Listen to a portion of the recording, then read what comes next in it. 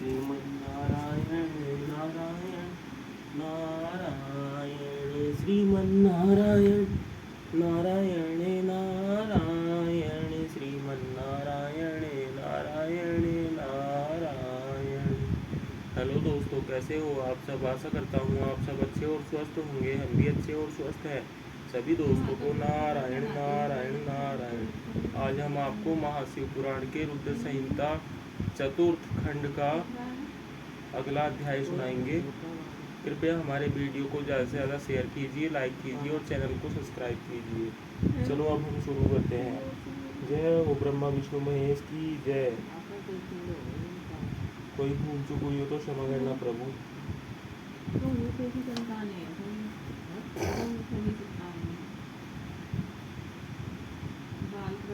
ओम नमः शिवाय, ओम नमः शिवाय, ओम नमः शिवाय। जय हो गणेश जी महाराज की जय, शिव जी महाराज की जय, माता पार्वती की जय, नंदी महाराज की जय।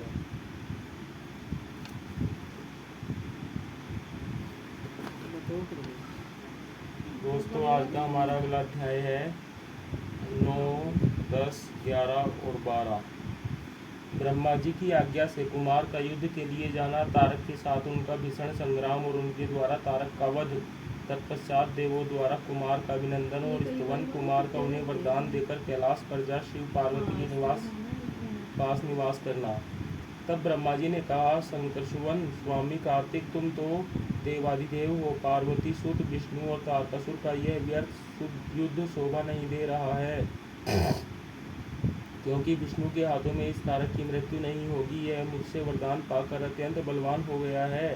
यह मैं बिल्कुल सत्य बात कह रहा हूँ। पार्वती नंदन, तुम्हारे अतिरिक्त इस पापी को मारने वाला दूसरा कोई नहीं है। इसलिए महाप्रभु, तुम्हें मेरे कथानुसार ही करना चाहिए।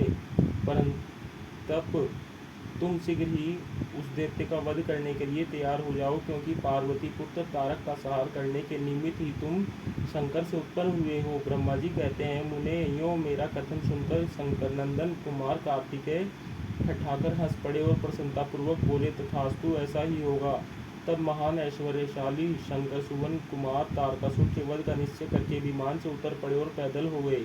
जिस समय महाबली शिवपुत्र कुमार अपनी अत्यंत चमकीली शक्ति को, जो लपटों से दमकती हुई एक बड़ी उल्का सी जान पड़ती थी, हाथ में लेकर पैदल ही दौड़ रहे थे, उस समय उनकी अद्भुत शोभा हो रही थी।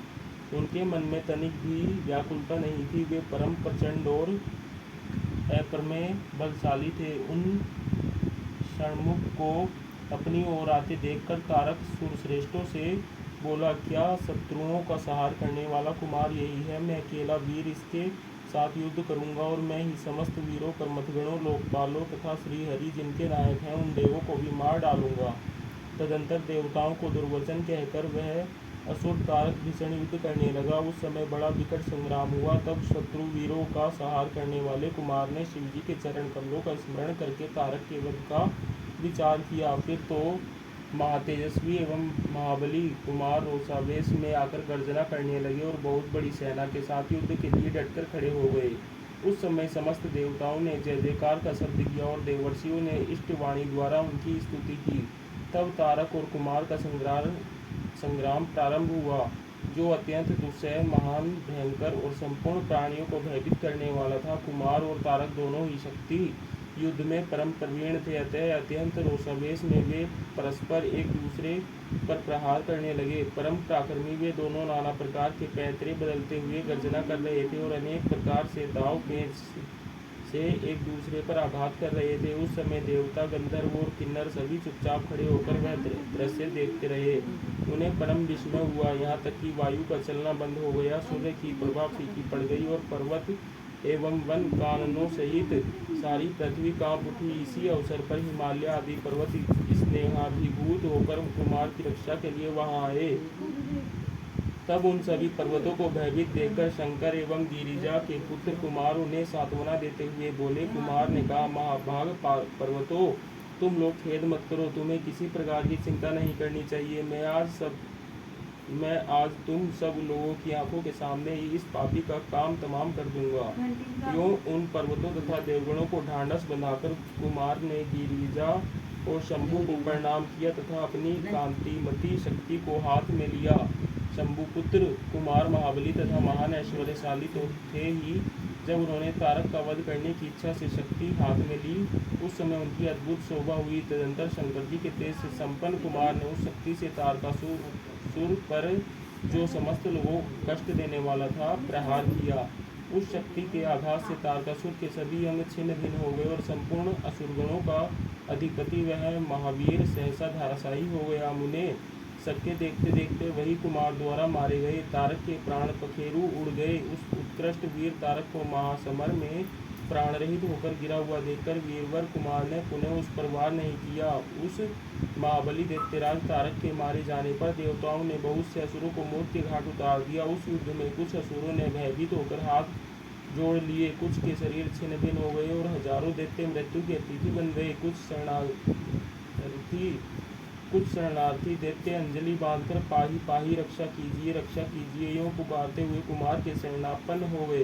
कुछ मार डाले गए और कुछ मैदान छोड़कर भाग गए। सहस्त्रों दैत्य जीवन की आशा से भागकर पताल में घुस गए।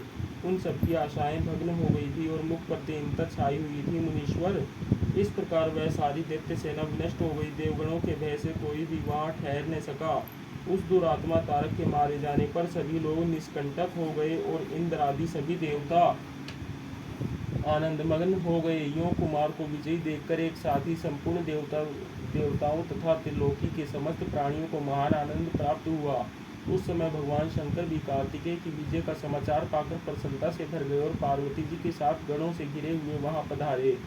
तब जिनके हृदय में स्नेह समाता नहीं था, वे पार्वती जी परम प्रेम पूर्वक सूर्य के समान तेजस्वी अपने पुत्र कुमार को अपनी गोद में लेकर लाड़ प्यार करने लगी। उसी अवसर पर अपने पुत्रों से घिरे हुए हिमालय ने बंधु बांधवों तथा अनुयायियों के साथ आकर शंभु, पार्वती और गुह का स्तवन किया। तत्पश्चात संपूर्ण देवगण, मुनि, सिद्ध और चारणों ने शिवनंदन कुमार शंभु और परम प्रसन्न हुई पार्वती की स्तुति की। उस समय देवों ने बहुत बड़ी पुष्प वर्षा की।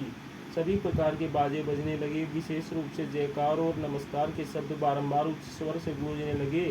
उस समय वहाँ एक महान विजयोत्सव मनाया गया, जिसमें कीर्तन की विशेषता थी और वह स्थान गाने बजाने के शब्द तथा अधिकाधिक ब्रह्मघोष से व्याप्त था। मुने समस्त देवगणों ने प्रसन्नतापूर्वक गा बजाकर तथा हाथ जोड़कर भगवान जगन्नाथ की स्तुति की। तत्पश्चात सबसे प्रशंसित तथा अपने गणों से घिरे हुए भगवान रुद्र जगज्जननी भवानी के साथ अपने निवास स्थान कैलाश पर्वत को चले गए। इधर तारक को मारा गया देखकर सभी देवताओं तथा अन्य समस्त प्राणियों के चेहरे पर हंसी खिलने लगी। वे भक्तिपूर्वक शंकर सुवन कुमार की स्तुति करने लगे। देव तुम दानव श्रेष्ठ, देव तुम